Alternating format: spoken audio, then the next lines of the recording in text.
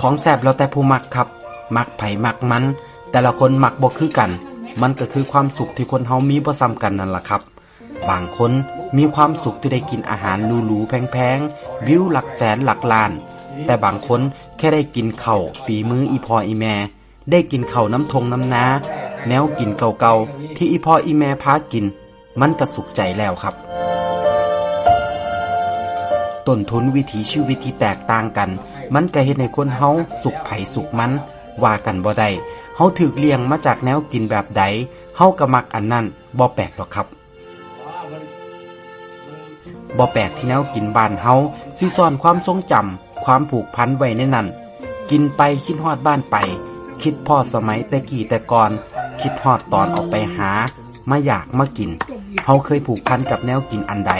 ไปอยู่ไกลบ่ได้กินคือเก่าเฮาก็อยากหวนคืนกลับมากินมันอีกแนวกินหลายอย่างมันกลายเป็นภาพแทนของไทยบ้านเฮาเลยก็ว่าได้ครับแค่เห็นข้าวเหนียว